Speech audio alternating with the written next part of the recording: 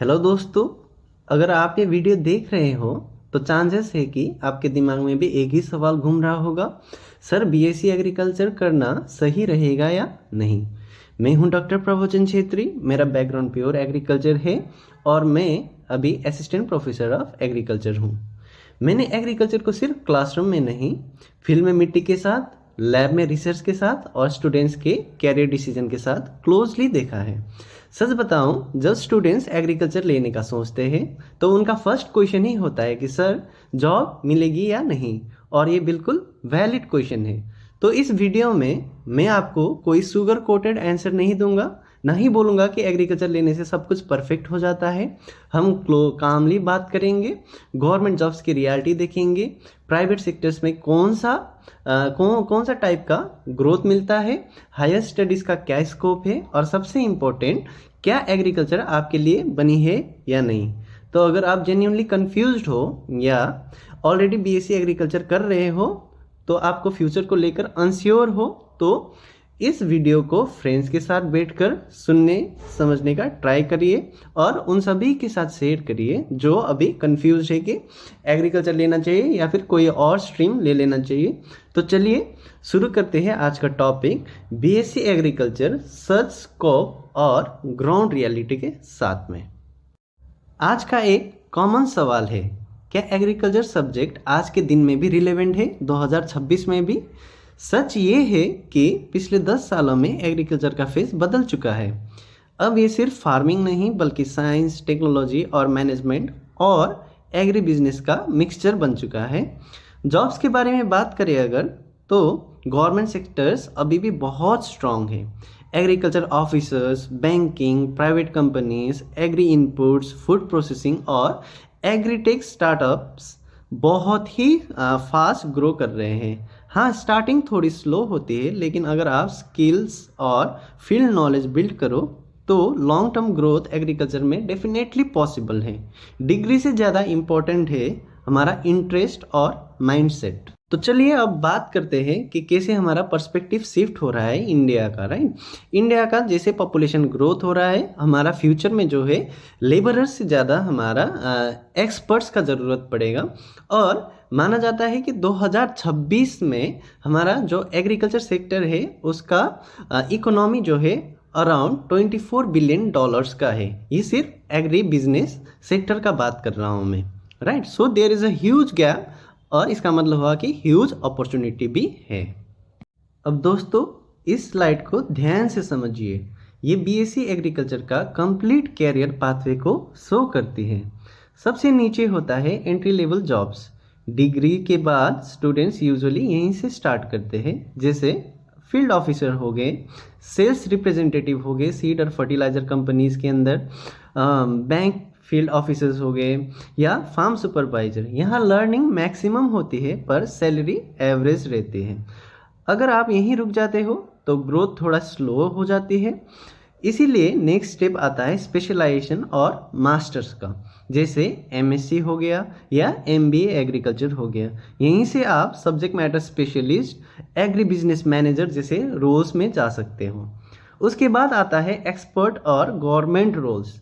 हाँ, तो यहाँ पे डिफरेंट एग्रीकल्चर बॉडीज जैसे नाबार्ड हो गया, आईबीपीएस हो गया, गेजेटेड ऑफिसर्स हो गया, प्रमोशन के साथ यहाँ कंपटीशन बहुत हाई है और सक्सेस रेट जो है वो 1% से भी कम रहती है, लेकिन पोजीशन बहुत स्ट्रांग रहती है। और टॉप पर है लीडरशिप एंड इनोवेशन, जैसे एग्रीटेक एंटरप्रेन्योर्स हो गए, पॉलिसी मेकर्स हो गए या सीनियर मैनेजमेंट। एग्रीकल्चर में ग्रोथ पॉसिबल है, लेकिन सिर्फ डिग्री से नहीं, राइट सिलेक्शन पाथ, स्किल और पेशेंस होना बहुत ही अनिवार्य है। अब इस स्लाइड को देखकर एक बात क्लियर होती है कि बीएससी एग्रीकल्चर के बाद एक सिंगल रोड नहीं होता है, ये मल्टी डायरेक्शनल होती है। सबसे पहले आपको ये डिसाइड करना होता है कि आप स्टेबिलिटी चाहते हो या फिर ग्रोथ, या ऑथोरिटी चाहते हो या फिर क्रिएटिविटी। अगर आपको structured systems, rules and long term security पसंद है तो नेचुरली आप गवर्नमेंट सेक्टर की तरफ लीन करोगे।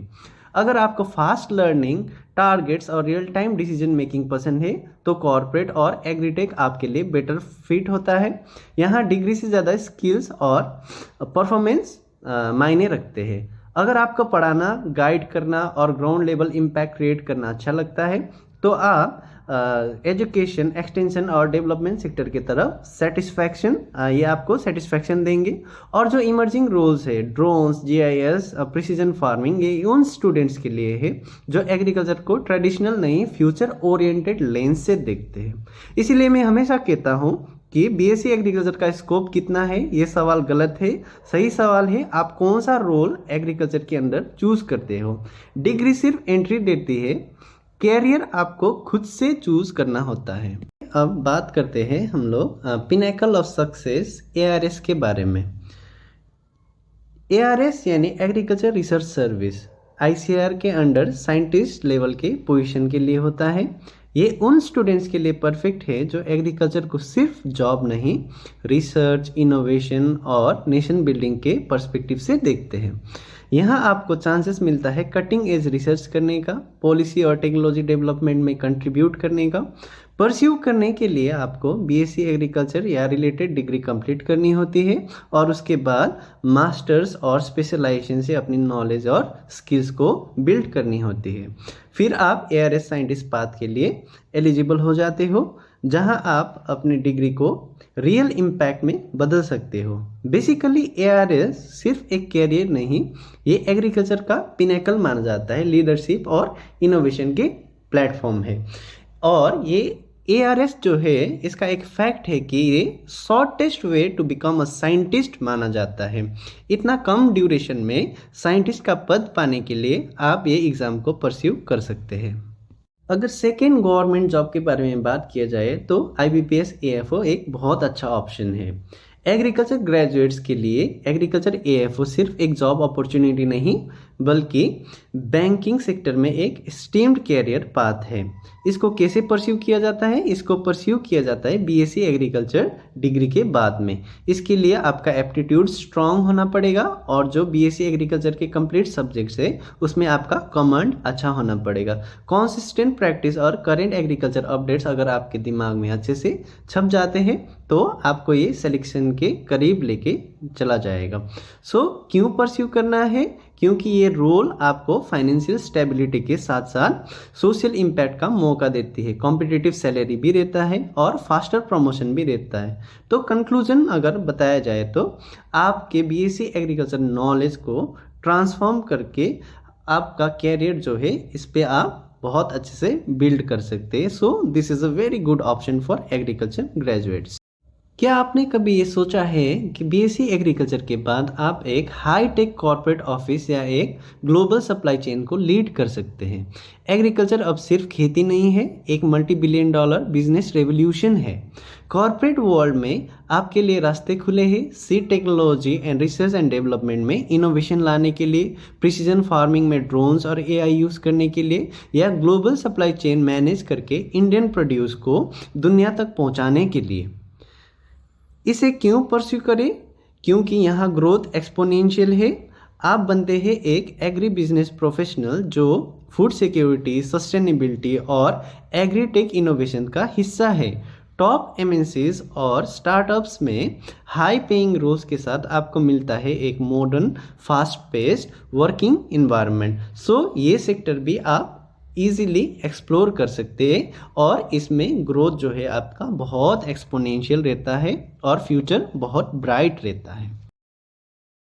दोस्तों, क्या आपको लगता है बीएससी एग्रीकल्चर के बाद सिर्फ सरकारी नौकरी ही एक ऑप्शन है? Think again. कॉर्पोरेट इंडिया में एग्रीकल्चर ग्रेजुएट्स का डिमांड आज सबसे ज़्यादा है। इसे परस्यू करने के लिए सिर्फ डिग्री काफ़ी नहीं है, आपको स्पेशलाइजेशन चुननी होगी, चाहे वो सीड टेक्नोलॉजी हो, फूड क्वालिटी कंट्रोल हो या फिर एग्रीटेक सेल्स हो। एमएनसीज उन्हें ढूंढती है जिन्हें इंडस्ट्री लेवल स्किल्स और टेक्निकल नॉलेज हो। इंटर्नशिप और सर्टिफिकेशंस यहाँ आपका शॉर्टकट है। क्यों ज्वाइन करें? क्योंकि यहाँ करियर ग्रोथ फास्ट है। आप आईटीसी, बेयर, बेयर या नेस्ले जैसे कंपनीज MNCs जाइंट्स का हिस्सा बन सकते हैं। ये डी हार्ट और निंजा कार्ड जैसे स्टार्टअप्स में ड्रोन और AI के साथ काम करते हैं। स्टार्टिंग सैलरी इसका 3 से 6 लाख पर एनम और सीनियर रोल्स में 15 से 25 लाख पर एनम तक चला जा सकता है। BSc एग्रीकल्चर डिग्री जो है ये उनके लिए है जिनका इंटरेस्ट साइंस में है और जो फील्ड वर्क करने से नहीं डरते हैं। अगर आपको कॉम्प्लेक्स प्रॉब्लम सॉल्विंग करना पसंद है और एक स्टेबल और इम्पैक्टफुल करियर चाहते हैं तो यहाँ आप ऑन बोर्ड हो सकते हैं। लेकिन ध्यान रहे ये फील्ड उनके लिए नहीं है जो सिर्फ एक डेस्क जॉब चाहते हैं और एयर कंडीशन ऑफिस चाहते हैं। सो एग्रीकल्चर जो है ये एक पैशन है, ये सिर्फ एक प्रोफेशन नहीं है। तो आप अपना कैरियर बहुत वाइजली चूज़ करिए और हम लोग मिलेंगे आगे के बहुत सारे वीडियोस में। और ये मेरा नया चैनल है, please like share and subscribe this channel और शेयर करिए उन दोस्तों के साथ में जिनको एग्रीकल्चर में आगे करियर बनाना है या फिर जो एग्रीकल्चर में कैरियर बनाना चाहते हैं। Thank you.